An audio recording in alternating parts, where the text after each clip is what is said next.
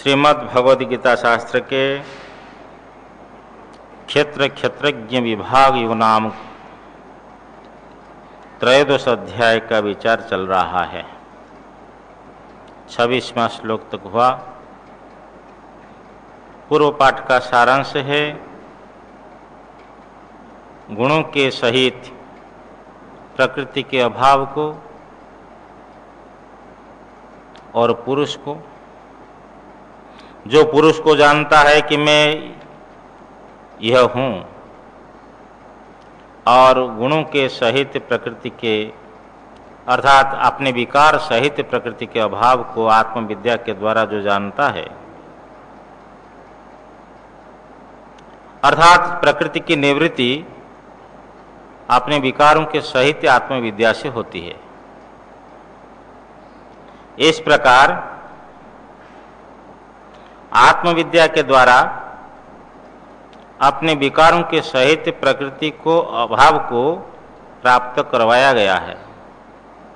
इस तत्व को जो जानता है वो सर्वथा वर्तमानोपि न स भूयो भी जायते, वो सभी प्रकार से वर्तता हुआ भी पुनः जन्म नहीं लेता है, शरीर धारण नहीं करता। ध्यान, सांख्य योग और कर्म योग और गुरु के उपदिष्ट जो मार्ग है उससे जो आत्मा का चिंतन करते हैं, इन सब को ध्यान योगियों को, सांख्य योगियों को, कर्म योगियों को और गुरु के उपदिष्ट मार्ग में चलने वाले जो परमात्मा का चिंतन करते हैं, इन लोगों को आत्म साक्षात्कार हो जाता है, जिससे ये मृत्युयुक्त संसार को पार कर जाते हैं। जो कुछ वस्तु स्थावर जंगमात्मक उत्पन्न होती है वह क्षेत्र क्षेत्रज्ञ संयोग से ही उत्पन्न होती है, ऐसा जान। हे भरतर्षभ, क्षेत्र क्षेत्रज्ञ का जो संबंध है मिथ्या ज्ञान लक्षण है, संयोग नहीं हो सकता है, क्योंकि क्षेत्रज्ञ जो ब्रह्म है वो निरवय है। समवाय नहीं हो सकता है, क्योंकि क्षेत्र क्षेत्रज्ञ का कार्य कारण भाव नहीं होता। अतः ये आध्यासिक संबंध से ही ये स्थावर जंगमात्मक वस्तु उत्पन्न होती है। जो दोनों के संबंध मिथ्या है, अविद्या स्वयं मिथ्या है, असत, और जो दोनों का जब संबंध होगा वो भी मिथ्या संबंध है, और मिथ्या संबंध से जो कुछ उत्पन्न होता है वो भी मिथ्या ही है।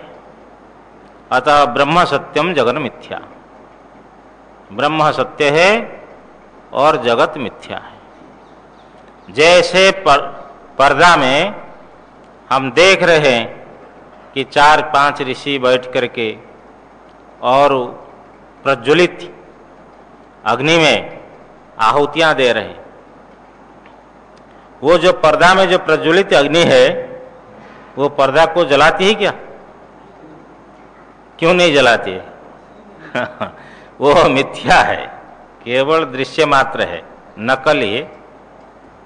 जैसे उस दृश्य अग्नि जो पर्दा में दिखाई पड़ती है वो पर्दा को जला नहीं सकती है, इसी प्रकार कितने बड़े भारी दुख आए अथवा कितने बड़ा सुख आए तो हमारे स्वरूप को स्पर्श नहीं कर सकते। ये सुख दुख सब कहाँ है?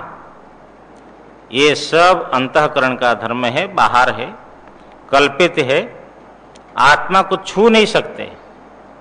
प्रभाव तो बहुत दूर की बात है। हम लोग का वास्तविक स्वरूप असंग है। तो ये अध्यास मूलक ये सब जन्म है, मृत्यु है, तो ब्रह्म ज्ञान के द्वारा अध्यास की समाप्ति हो जाती है, फिर संसार सदा के लिए छूट जाता है, वो अमृतत्व को प्राप्त करता है, आत्मस्वरूप में अवस्थित हो जाता है। सज्जनों, उस आत्मस्वरूप की अवस्थिति के लिए प्रयत्न करना ही बुद्धिमत्ता है। और उसको छोड़ करके यदि बाह्य लक्ष्य रहा संसार की उपलब्धि अथवा संसार को रक्षण करना है, वर्धन करना है, तो समझ लो कि वह व्यक्ति, उसको बहिर्मुख ही कहा जाएगा, वह अंतर्मुख नहीं है। हाँ, सन्मुख होई जीव मोहि जवहीं, जन्म कोटि अघनाशहीं तबहीं। तो परमात्मा के प्रति अभिमुख होना है। जगत की ठोकर खाई विभीषण ने, तो परमात्मा के प्रति चला है। तो ये संसार के संग्रह के लिए, संसार को बढ़ाने के लिए जो प्रवृत्ति है, वो बाहर की ओर मुख है, माया के लिए मुख है उनका। और परमात्मा की ओर मुख हो जाए तो फिर वो बाह्य से निवृत्ति ही होगा। तो ये आत्म साक्षात्कार करने के लिए प्रयत्न करना चाहिए, अंतर्मुख होकर के। कितने बड़े बड़े राजा महाराजा चले गए, जहां को तहां सबके सब यहीं धर रहे। फिर कितने संग्रह करना है।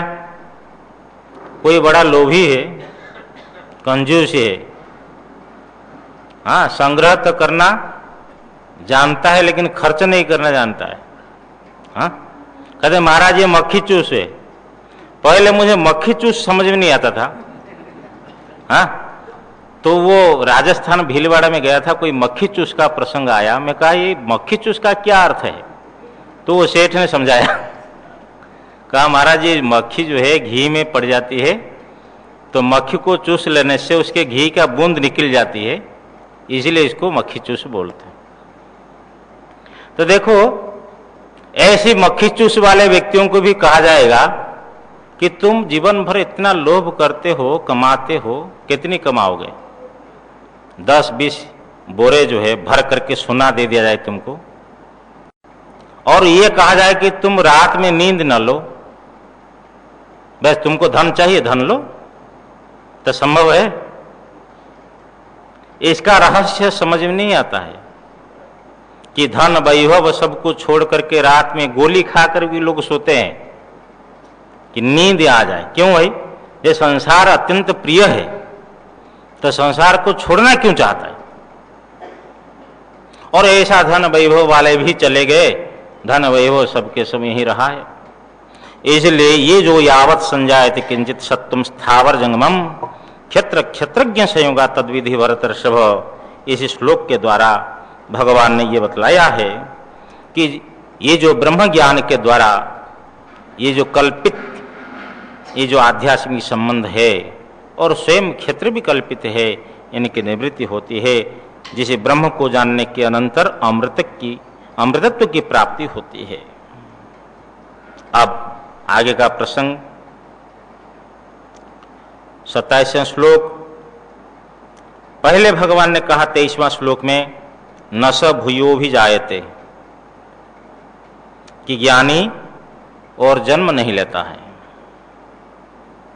ये जो सम्यक दर्शन फल है, अविद्यादि संसार बीज निवृत्ति द्वारा जन्म अभाव कहा गया। जन्म कारणम च अविद्या निमित्तकः, अविद्या निमित्तकः क्षेत्र क्षेत्रज्ञ संयोग उक्तः। और जन्म का कारण क्या है? बोलिए क्षेत्र क्षेत्रज्ञ का संयोग है, उसी से सब उत्पन्न होते हैं। और इसी क्षेत्र क्षेत्रज्ञ संयोग कैसे हो गया? उसका भी तो कोई कारण होगा। बोले अविद्या स्वयं, अविद्या निमित्तकः, माने अविद्या जिसमें निमित्त हो, ऐसा क्षेत्र क्षेत्रज्ञ संयोग कहा गया है। जैसे कि जो है सूर्य जो है वस्तु को प्रकाश करता है, और सूर्य को कौन प्रकाश करता है? सूर्य स्व पर प्रकाशक है। इसी प्रकार फिर आप ये नहीं पूछेंगे कि सूर्य का कौन प्रकाशक है। संसार में, व्यवहार में, आध्यात्मिक जगत में तो ब्रह्म सबका प्रकाशक है। हाँ, नहीं सूर्य जैसे हम लोग और एक उदाहरण दे दें कि जैसे तो चना को मीठा करने के लिए गुड़ की आवश्यकता है, मूंग को मीठा करने के लिए गुड़ की आवश्यकता है, पनीर को मीठा करने के लिए गुड़ की आवश्यकता है, गुड़ को मीठा बनाने के लिए तो स्वयं मधुर है। जैसे गुड़ स्वयं मधुर है, दूसरों को भी मधुरता प्रदान करता है, इसी प्रकार ये अविद्या के कारण से क्षेत्रज्ञ का संयोग हुआ, आध्यास की संबंध। तो आप कहेंगे अविद्या का कौन कारण है? बोले नहीं, अविद्या का कोई कारण नहीं है। इसलिए चित्त सुखी में अविद्या को भाव पदार्थ के रूप से स्वीकार किया गया है, उसको सिद्ध किया है। अनादि भावत्वे सति ज्ञान निवर्तत्वम, ज्ञान निवर्त्यत्वम, जो ज्ञान के द्वारा निवर्त्य हो, जिसकी निवृत्ति हो सकती है। तो ये अनादि भावत्वे सति ज्ञान निवर्त्यत्वम, ये अज्ञानत्वम, अविद्या का लक्षण किया। कुछ लोग अविद्या को विद्या का अभाव, अंधकार को प्रकाश का अभाव मानते हैं, लेकिन अविद्या भावात्मक है, अभाव नहीं है, इसको सिद्ध किया गया। क्योंकि ये संपूर्ण जो भाव पदार्थ है वो अभाव से उत्पन्न नहीं हो सकता है, उसका मूल कोई भाव होना चाहिए, तो अविद्या को भावात्मक माना गया है। तो अविद्या अनादि है, इसलिए अविद्या का निमित्त मानने की कोई जरूरत नहीं है। वो ये क्षेत्रज्ञ के संयोग के कारण है अविद्या, और उस अविद्या के कारण से ऐसे आध्यास की संबंध होता है, उसी से वस्तुओं की उत्पत्ति। अतस्तस्या अविद्याया निवर्तकम सम्यक दर्शनम उक्तमपि पुनः शब्दांतरेण उच्यते। इसीलिए अविद्या का निवर्तक सम्यक दर्शन, ब्रह्म ज्ञान, ये पहले कहा गया है, फिर भी वो शब्दांतर के द्वारा पुनः कहा जा रहा है। अब यहां से ब्रह्म ज्ञान का प्रसंग देखो। समम सर्वेषु भूतेषु तिष्ठन्तं परमेश्वरं विनश्यत्स्व विनश्यन्तं यः पश्यति स पश्यति। सर्वेषु भूतेषु, सब प्राणियों में, ब्रह्मा से लेकर के स्थावर पर्यंत, सब स्तंभ पर्यंत, छोटे कीड़ा, सब प्राणियों में समम, समान रूप से, तिष्ठन्तम, अवस्थित हुए। ये नहीं कि भाई ये सन्यासी है, इसमें ब्रह्म 100% रहेंगे, और ये गृहस्थ है, इसमें 80% है। ये देवता है, ये मनुष्य है, ये पशु है, इसमें ब्रह्म का परसेंट इतना इतना रहेगा, ये बात नहीं है। समम, सब में समान, निर्विशेष, तुल्य, ऐसे अवस्थित परमेश्वरम, परमेश्वर को, और साथ साथ में और विशेषित कर रहे हैं। विनश्यत् स्वविनश्यन्तम, विनाश भाव को प्राप्त करते हुए, विनष्ट होते हुए, भूतेषु, प्राणियों में, अविनश्यन्तम, अविनाश भाव को प्राप्त करते हुए, अर्थात विनाश भाव को न प्राप्त करते हुए। इसका भावार्थ है कि सब प्राणी कैसे है? विनाशी, और उसमें जो परमेश्वर है वो है अविनाशी, बस ये भाव है। इस प्रकार व्याकरण का अर्थ, तो इस प्रकार विनश्यत्सु भूते, सर्वेषु भूतेषु, विनष्ट होते हुए सब प्राणियों में, अविनश्यन्तम समम तिष्ठन्तम परमेश्वरम, अविनाश भाव को प्राप्त करते हुए, विनाश भाव को प्राप्त न करते हुए, निर्विशेष भाव से अवस्थित सब प्राणियों में ऐसी जो परमेश्वर को यह पश्यति, जो अनुभव करता है, जो दर्शन करता है, स पश्यति, वह यथार्थ दर्शन करता है, वो यथार्थदर्शी है। देखिए, परमात्मा परमेश्वर का विनाश नहीं होता है। भाव विकार जो है 6 होते हैं, याद है या भूल गए? जायते, अस्ति, वर्धते, विपरिणमते, अपक्ष्यते और आगे विनश्यते। ये कोई भी भाव वस्तु लीजिए, वो जन्म के बाद में होना कहाँ है, घर में है या बाहर में है। जन्म के पहले जो सत्ता है वो सत्य है, वो भाव विकार नहीं है। जायते अस्ति, वर्धते फिर बढ़ता है, शरीर बढ़ गया, फिर विपरिणाम हो जाता है। बाल्यकाल का फोटो देखो, वर्तमान का चित्र देखो, बदल गया शरीर। अपक्ष्यते, फिर धीरे धीरे धीरे जैसे सूर्यदेव भगवान का प्रकाश प्रचंड रूप धारण करता है 12 बजे, और उसके बाद में धीरे धीरे धीरे धीरे शिथिल। इसी प्रकार ये जो वस्तु है, शरीर आदि जितने हैं, भाव वस्तु है, वो क्षरणशील है। ऐसा एक समय आता है अब क्षरण हो, फिर अपक्ष्यते, बाद में विनश्यति, नष्ट होता है। परंतु ब्रह्म में ये भाव विकार नहीं है। तो जितने जन्म लेते हैं उनका तो फिर विनाश पर्यंत सब भाव विकार उनको प्राप्त होते हैं। विनाश से कोई भाव विकार तो अतिरिक्त तो है ही नहीं, उससे बढ़कर तो कोई है नहीं। धर्मी हो तो धर्म होते हैं। भाई धर्मी हो, जैसे ये लाल वस्त्र है तो इसमें जो लालिमा है ये धर्म है। तो वस्त्र हो तो हम कह सकते इसमें लालिमा है, वस्त्र हो गया धर्मी, और इसमें जो लालिमा है वो धर्म हो गया। तो धर्मी हो तो धर्म होते हैं। तो अब रही अतः, इसीलिए भाष्यकार भगवान लिखते हैं, अंत्य भाव विकार अभावात् अनुवादेन पूर्व भाविनः सर्वे भाव विकाराः प्रतिसिद्धा भवन्ति सहकार्यैः ही। जब अंत्य भाव विकार का यहाँ अभाव किया जा रहा है, ये सब वस्तु सब भूत जो है सब प्राणी नष्ट होने वाले हैं, लेकिन उसमें अविनाशी ब्रह्म है, तो ब्रह्म का नाश नहीं होता है। तो इस प्रकार उसका अनुवाद के द्वारा पहले जितनी जायते अस्ति वर्धते जन्म होना आदि ये सब भाव विकार प्रतिषिद्ध हो जाते हैं कार्यों के सहित। इसीलिए संपूर्ण जो भूतों से विलक्षण है परमेश्वर में, विलक्षणता है, उसको अत्यंत विलक्षणता सिद्ध हो गया है।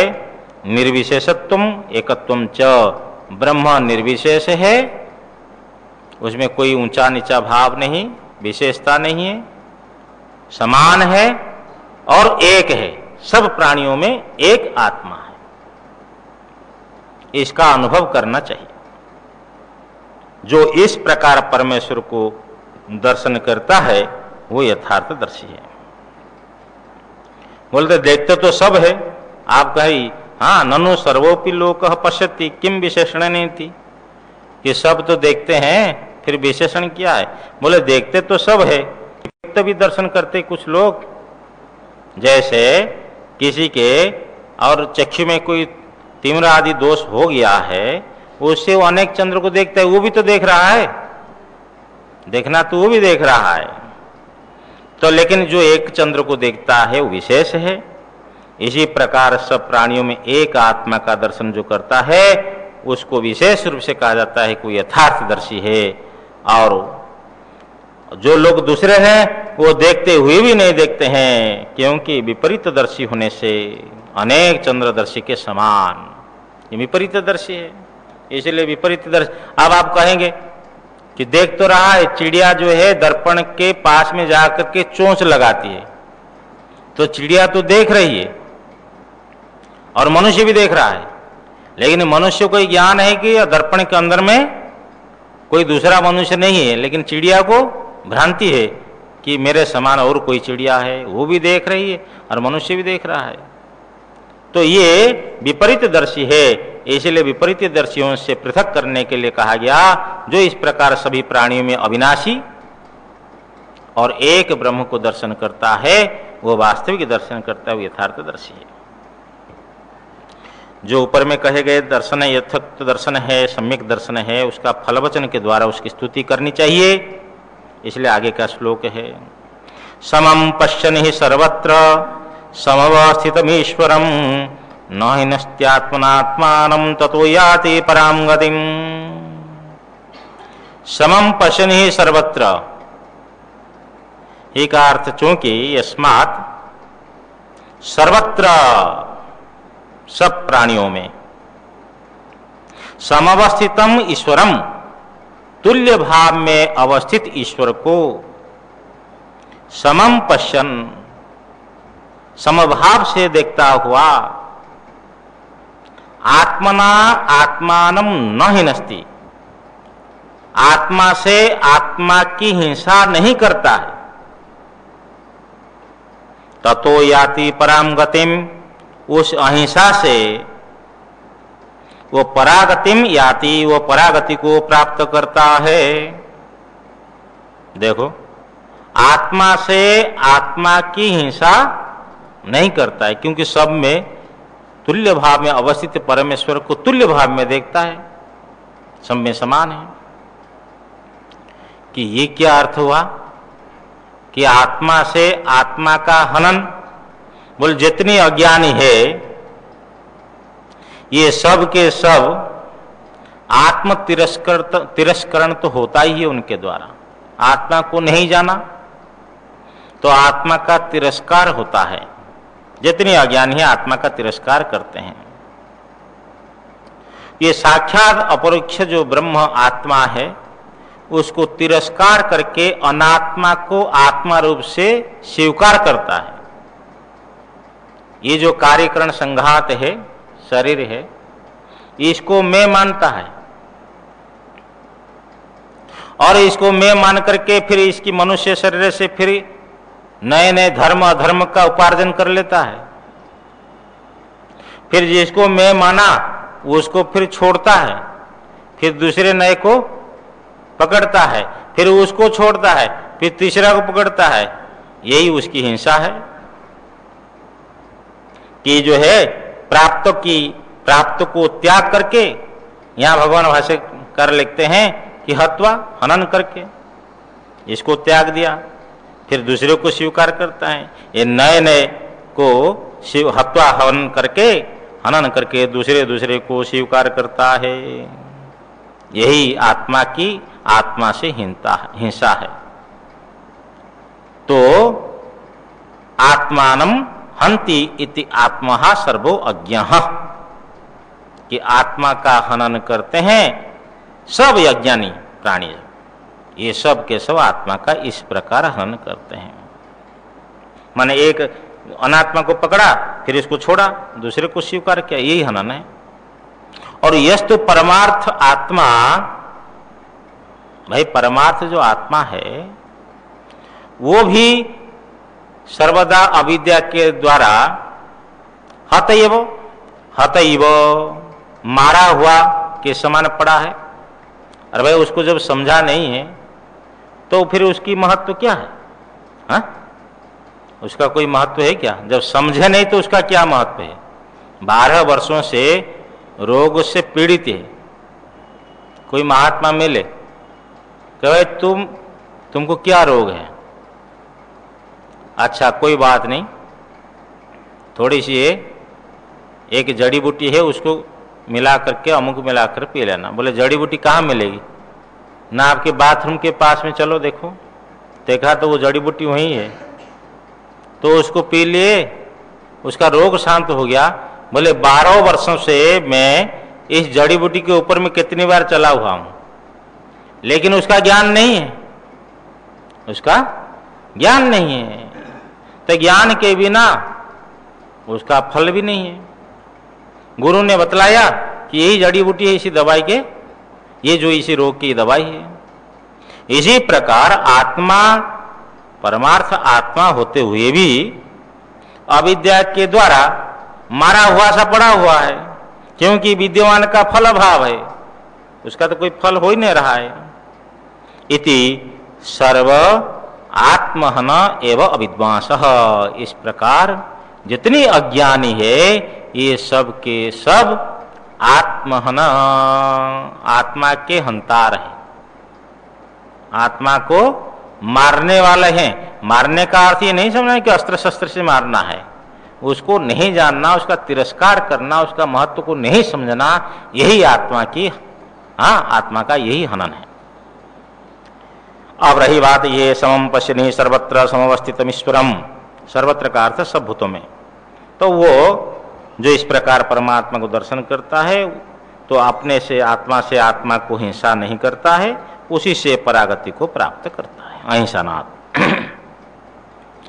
सभी प्राणियों में ईश्वर समान और उसको देखता हुआ आत्मा से आत्मा को हनन नहीं करता है, ये कहा गया।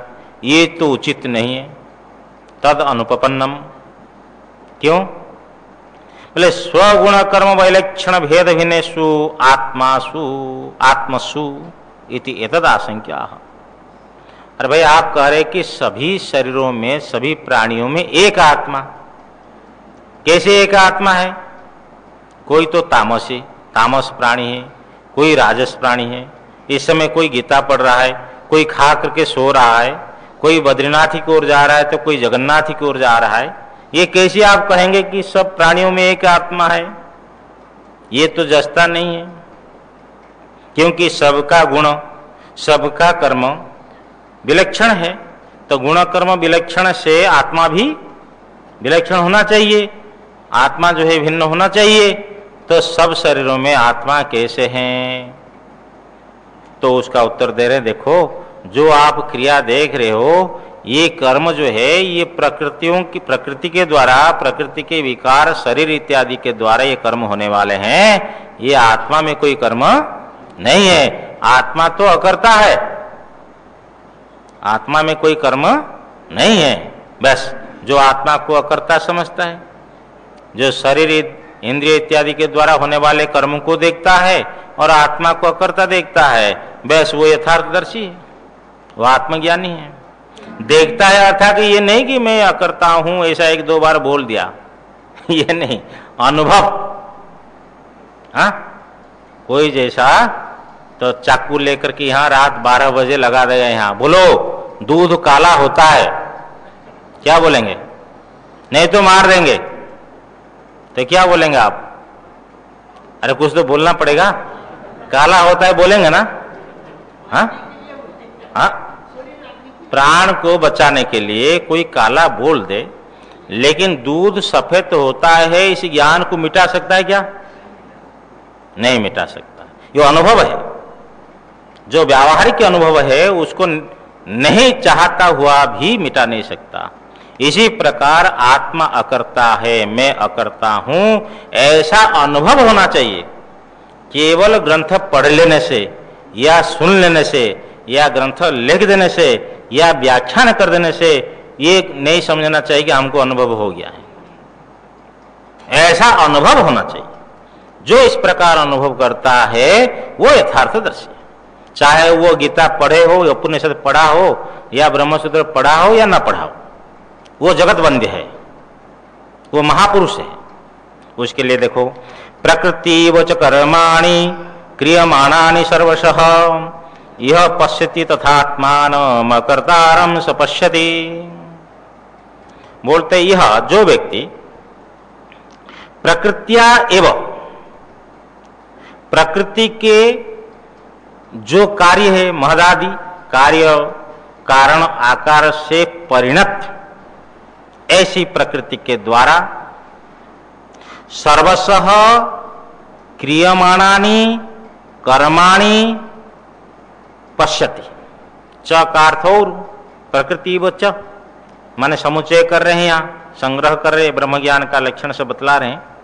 च का अर्थ और यह जो व्यक्ति कि महदादि कार्य कारण आकार से परिणत प्रकृति के द्वारा ही सर्वशः सभी प्रकार से वाणी मन शरीर से जो आरंभ होने वाले काम्य नैमित्तिक नित्य नैमित्तिक काम्य ये सब कर्मों को क्रियमाणानि कर्माणि किए जाने वाले कर्मों को पश्यति अनुभव करता है।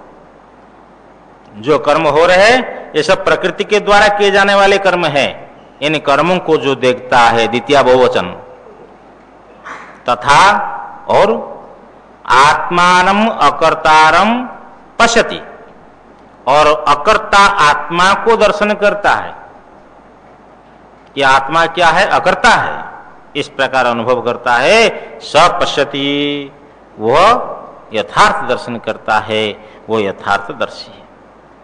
तभी हम लोगों को ये निश्चय करना चाहिए कि हम अकर्ता है। हाँ, महात्मा लोग ये नहीं बोलते कि मैं जाऊंगा, बोलते हम जाएंगे। उनसे पूछा गया कि महात्मा लोग को हम शब्द का क्यों प्रयोग करते हैं, बहुवचन का? बोले इसमें अहंकार न हो इसलिए हम शब्द का प्रयोग करते हैं। मैं जाऊंगा, मैं खाऊंगा, ऐसे प्राय करके नहीं बोलते, बोले हम आएंगे, हम खाएंगे।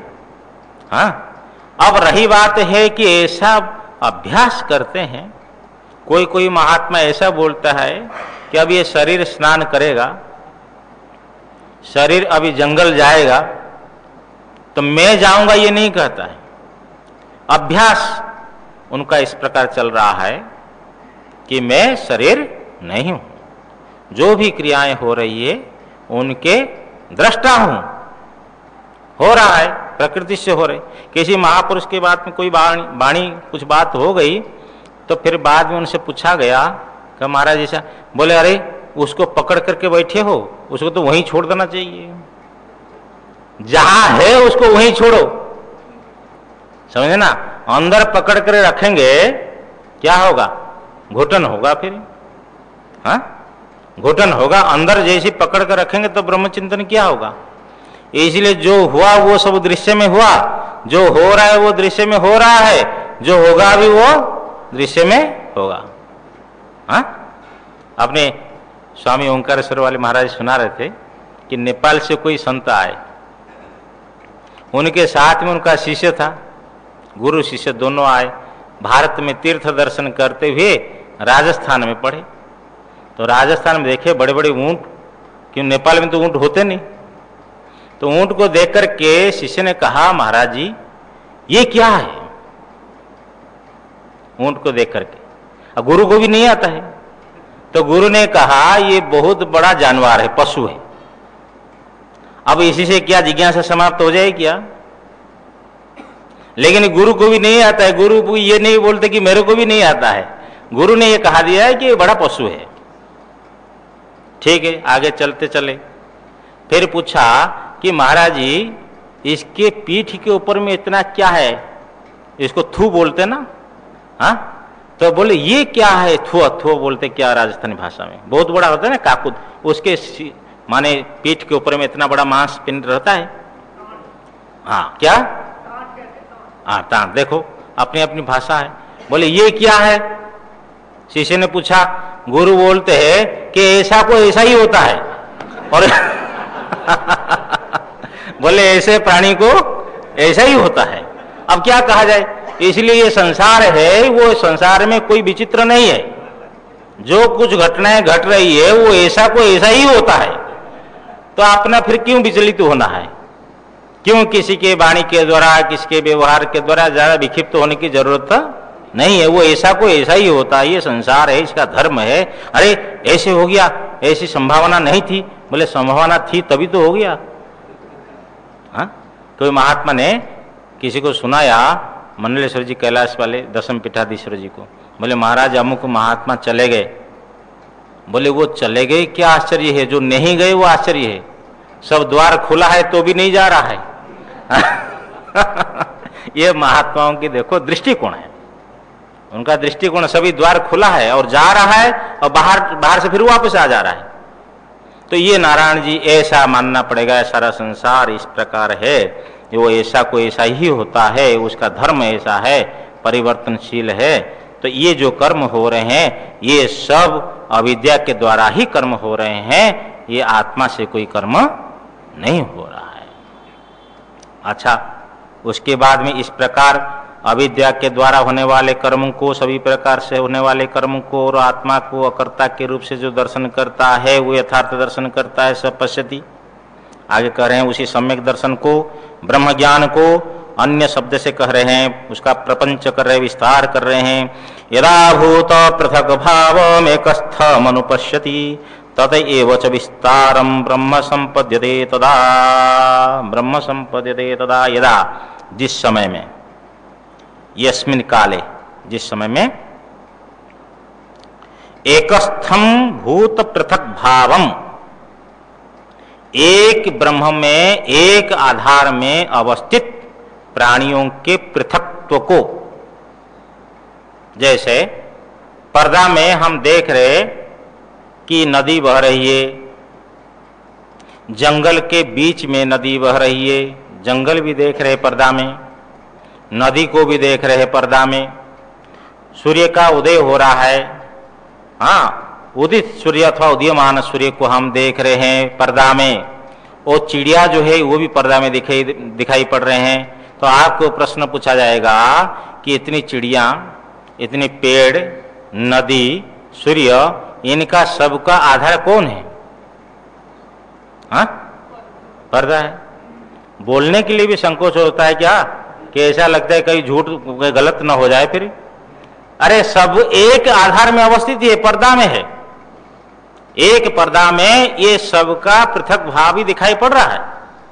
इसी प्रकार ये सूर्य, चंद्र, नदी, नाल, पहाड़, पर्वत, हाँ इनकी बात छोड़ो, जितनी प्राणी और जितनी अप्राणी सबको लेना है जड़ मात्र में। ये जितनी जड़ वर्ग है मधुसूदन स्वामी ने लिया, ये सब जड़ वर्ग जो अलग अलग दिखाई पड़ रहे हैं, इनकी जो पृथकता है, इनके जो भेद है, तो ये सब का अधिष्ठान कहां है? कौन है? उसका अधिष्ठान ब्रह्म है। एक ब्रह्म में सबके पृथक भाव अवस्थित है।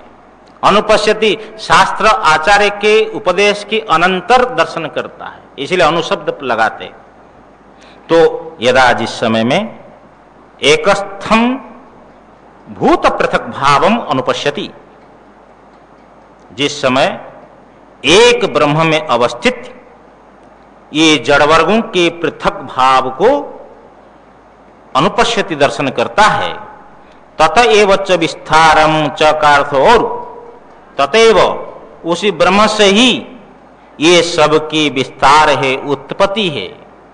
ये सब की उत्पत्ति को जब वह अनुपश्यति दर्शन करता है, ब्रह्म संपद्यते तदा उस समय में ब्रह्म संपद्यते, वो ब्रह्म हो जाता है। ब्रह्म हो जाने का अर्थ है उसकी अब्रह्मता निकल जाती है, जो भ्रांति है वो भ्रांति दूर हो जाती है, अविद्या निवृत्ति हो जाती है। हाँ, वो निकल जाना मतलब उसके ऊपर में जो पर्दा था, अंधकार था, मोह अंधकार, अविद्या, वो निकल जाती है, ब्रह्म भाव में स्थित हो जाता है। तो उसी से सबकी उत्पत्ति है। ततएव च तस्मादेव च विस्तारम उत्पत्तिम विकासम, उसकी उत्पत्ति किसकी? आत्मतः प्राण, आत्मतो आशा, आत्मतः स्मर, आत्मतो आकाश, आत्मतः तेज, आत्मतो आप, आत्मतो आविर्भाव तिरुभाव, आत्मतो अन्नम, ये सब आत्मा से ही उत्पन्न है। समझे ना? ये आत्मा से प्राण, आशा इत्यादि सब उत्पन्न होते हैं। ये श्रुति वाक्य है।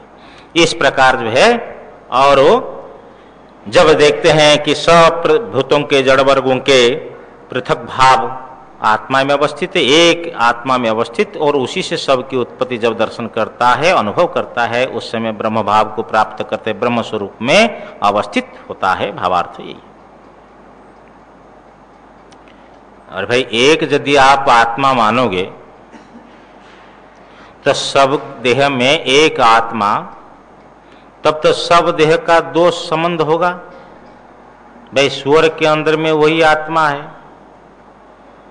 शेर के अंदर में वही आत्मा है, देवता के अंदर में वही आत्मा है, मनुष्य के अंदर में वही आत्मा है। तो एक आत्मा मानेंगे तो सब देहों का संबंध तो होगा ना। फिर देह के जो दोष है वो भी तो प्राप्त होंगे। उसका कह रहे हैं नहीं, देखो अनादित्वा निर्गुणत्वात् परमात्मा यमव्ययः शरीरस्थोपि कौन्तेय न करोति न लिप्यते। हे कौन्तेय, हे कुंती नंदन, अनादित्वात् निर्गुणत्वात्, अनादि होने से, निर्गुण होने से, अयम परमात्मा अव्ययः, यह परमात्मा अविनाशी है। आदि का अर्थ होते कारण। जो आदिमत वस्तु होती है उसका व्यय होता है, जिसका जन्म होता है उसका नाश होता है, जिसका संयोग होता है उसका वियोग होता है। ये आदि वाला नहीं है, ब्रह्म अनादि है। ब्रह्म अनादि है, माया भी अनादि है, परंतु ब्रह्म अनंत है, माया शांत है। ब्रह्म का अंत होता, अंत नहीं होता, और माया का अंत होता है। और ब्रह्म की जो अनादिपना है वो सत्य है, और माया की जो अनादिपना है वो कल्पित है। तो ब्रह्म अनादि होने के कारण से ये अव्यय है, अविनाशी है। निर्गुणत्वात्, जो वस्तु सगुण हो उसका गुण व्यय हो गया तो उसका भी नाश माना जाता है। अरे भाई, कोई वस्तु जो है, गेरू वस्त्र है, उसका गेरू घिस गया है तो उसका भी तो एक प्रकार नाश हो गया ना। धर्म विशिष्ट धर्मी का नाश मानो, हाँ, विशेषण प्रयुक्त विशिष्ट का नाश होता है। कोई व्यक्ति सदाचारी है, उसका आचरण बिगड़ गया तो उसका धर्म तो चला गया ना।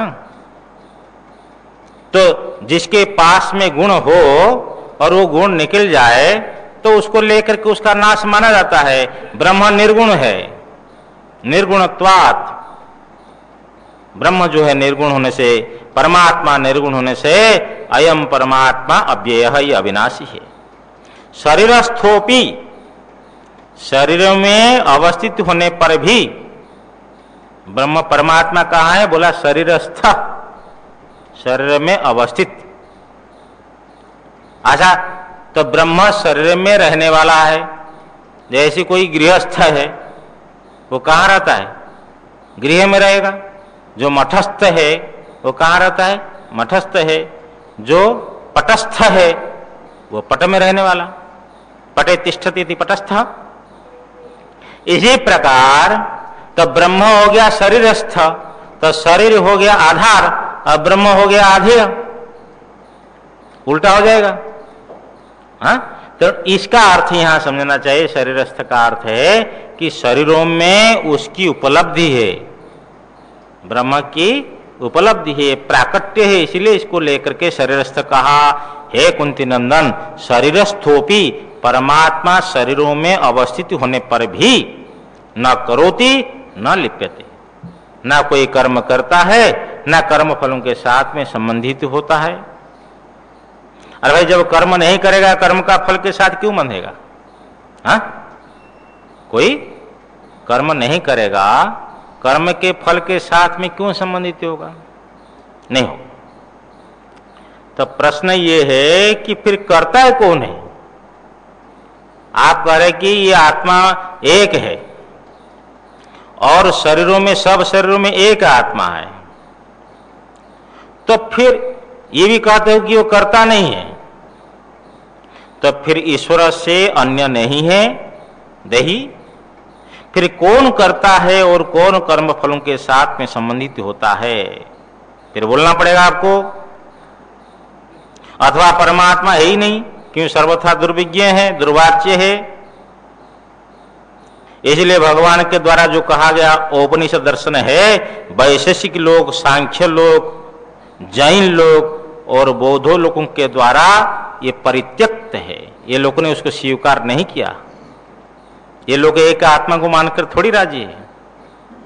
चाहे सांख्य हो, चाहे न्याय हो, चाहे मीमांसा हो, चाहे योग हो, हाँ, चाहे वैशेषिक हो, ये लोग एक तरफ बैठ कर कह रहे कि आत्मा अनेक है, खूब ढिंडोरा पीट रहे, और वेदांती एक किनारे में खड़े होकर बोलते आत्मा एक है। वेदांती बोलते आत्मा एक है। तो ये तो करे, तब आत्मा करता नहीं है तो कर्म का फल भी फल के साथ में संबंधित नहीं होता है, तो फिर कौन करता है? समस्या ये है। तो कहते देखो आपने भगवान के द्वारा इसका परिहार किया गया है। आप पहले नहीं पढ़े, नहीं सुने? पंचम अध्याय में स्वभावस्तु प्रवर्तते, ये माया प्रवृत्ति हो रही है, ये आत्मा प्रवृत्त नहीं हो रहा है। माया प्रवृत्ति अपने आप, स्वभाव स्वस्य भाव इति स्वभाव, कि अपने आप माया ही प्रवृत्त हो रही। इसीलिए तो आप अध्यात्म रामायण में देखोगे तो सीता जी बोलते कि रावण को मारने वाली तो मैं हूं, राम तो निष्क्रिय है, राम ने कुछ नहीं किया है, सब कुछ मैं कर रही हूं, मैंने की है। तो ये नारायण जी वस्तुतः जो कुछ कर्म हो रहा है ये सब माया के द्वारा हो रहा है, आत्मा करता है। अच्छा भाई, आत्मा नहीं करता है, आत्मा लिपायमान नहीं होता है, उसके लिए तो दृष्टांत देना पड़ेगा ना, किसके समान आत्मा नहीं करता है, किसके समान फल के साथ में संबंधित नहीं होता है। उसके लिए आगे का श्लोक है, यथा सर्वगतम सूक्ष्म्यात् आकाशम नोपलिप्यते सर्वत्रावस्थितो देहे तथात्मा नोपलिप्यते। यथा जैसे सर्वगतम आकाशम, सर्वव्यापक आकाश, सूक्ष्म्यात्, सूक्ष्म होने से न उपलिप्यते, संबंधित नहीं होता है। भाई घड़ा में आप शराब भर दो, क्या घटाकाश दूषित हो जाता है? क्या घड़ा में अमृत भर लो, क्या घटाकाश मंडित हो जाता है? क्या आप कुछ रख लो घड़ा में, चाहे शराब रखो, चाहे जहर रखो, चाहे अमृत रखो, आकाश निर्लेप अलेपक है, आकाश को कुछ लेना देना नहीं, क्यों? आकाश सूक्ष्म है। तथा उसी प्रकार सर्वत्र देहे, सर्वत्र देहे का अर्थ श्रीधर स्वामी लेते हैं उत्तमे मध्यमे अधमे व्यादेहे। उत्तमे, उत्तमे मध्यमे अधमे वादेहे, उत्तम हो अथवा मध्यम हो अथवा अधम हो, बा का अर्थ यहाँ समुच्चय में भी ले सकते कि सब उत्तम मध्यम अधम शरीरों में सर्वत्र देहे। तथा उसी प्रकार अवस्थित आत्मा, अवस्थित जो आत्मा है वह नोपलिप्यते, लिपायमान नहीं होता है, आकाश के समान निर्लेपक है। अच्छा, क्यों? बोले आकाश जैसे निर्लेपक है तो आकाश से भी तो अधिक सूक्ष्म है ब्रह्म। आकाश की तो उत्पत्ति हुई है, ब्रह्म की तो उत्पत्ति नहीं है। अणुरणीयान महतो महीयान, वो अणु से भी अणु है, महान से भी महान है। और यथा प्रकाशयति कः कृत्स्नं लोकमिमं रविः क्षेत्रं क्षेत्री तथा कृत्स्नं प्रकाशयति भारत। हे भारत, यथा जैसे कि एकः रविः, एक सूर्य, इमं कृत्स्नं लोकम, इस संपूर्ण लोक को, संसार को प्रकाशयति, प्रकाशित करता है। संपूर्ण लोगों को, संसार को जैसे एक सूर्य प्रकाशित करता है, तथा उसी प्रकार कृत्स्नं क्षेत्रम, संपूर्ण क्षेत्र को,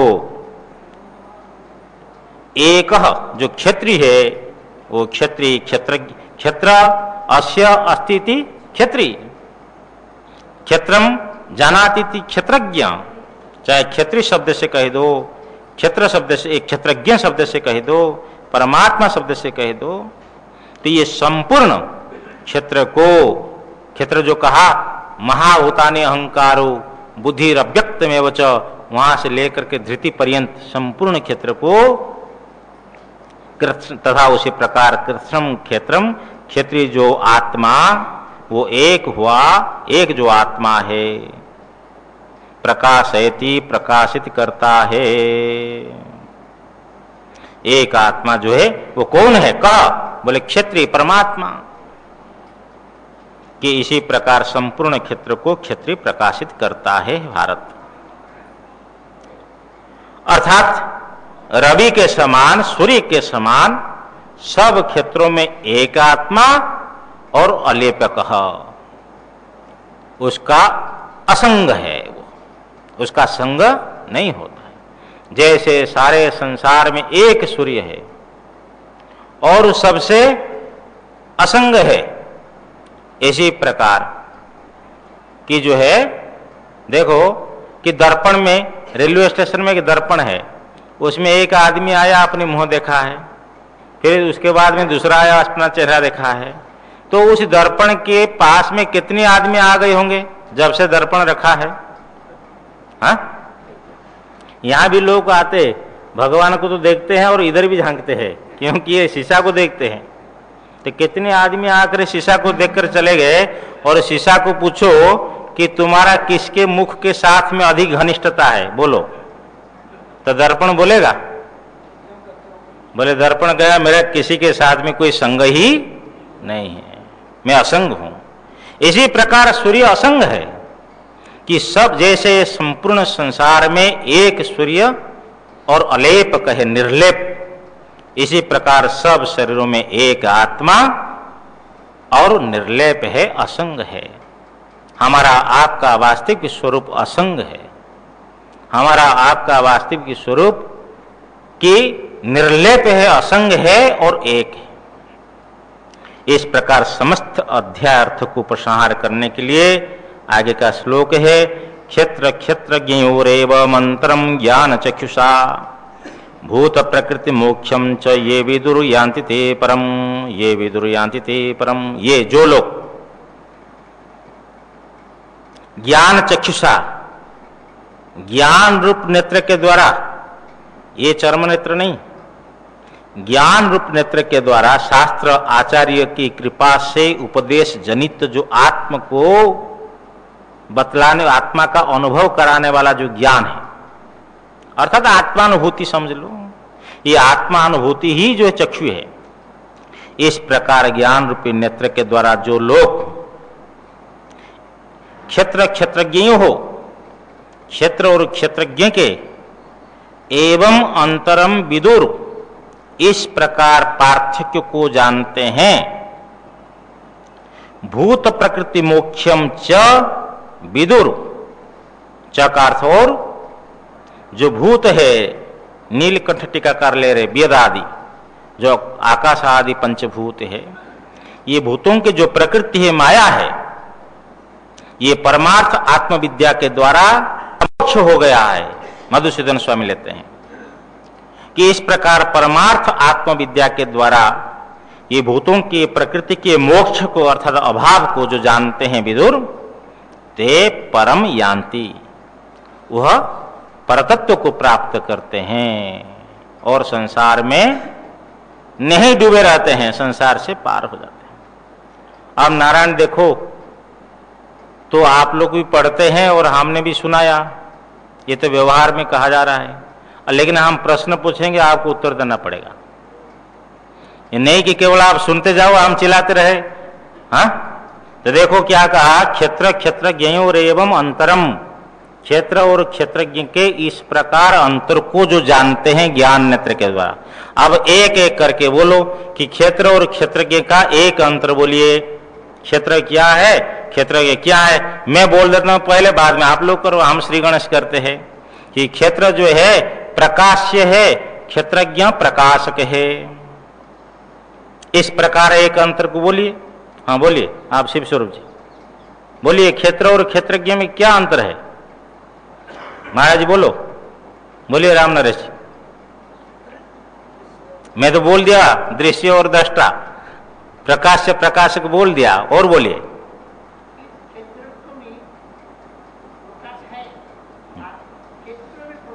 इसलिए तो प्रकाश से प्रकाशक होता है, वो एक में आ गया। हाँ बोलिए स्वामी जी।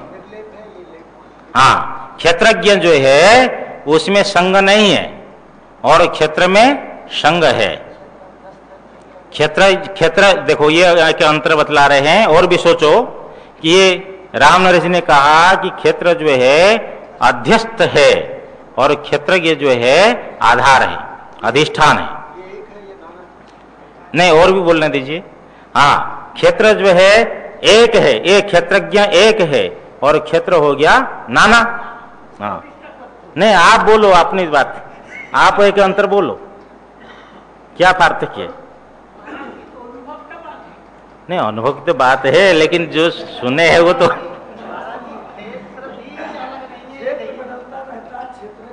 ये देखो, ये एक अंतर देखो, जो अंतर सुनो, ये कह रहे हैं कि क्षेत्र बदलते रहता है, अर्थात क्षेत्र में परिवर्तन होता है और क्षेत्र के स्थायी है, उसमें कोई परिवर्तन, ये एक अंतर हो गया। ऐसी बोलिए आप लोग, अरे पढ़े लिखे सब सुन रहे हो ना, केवल मस्तक झुकाने से होगा क्या, हिलाने से? हाँ देखिए, ये बोल रहे हैं कि क्षेत्र जो है विकारी है और क्षेत्रज्ञ निर्विकार है। हाँ बोलिए। हाँ हाँ, ये बोलो कि आत्मा जो अविनाशी है और क्षेत्र विनाशी है, ये एक हो गया। इस प्रकार और बोलिए। आत्मा चेतन है, हाँ, क्षेत्र जड़ है, ये भी एक अंतर हो गया कि जड़ है और ये हो गया आत्मा जो है चेतन है। हाँ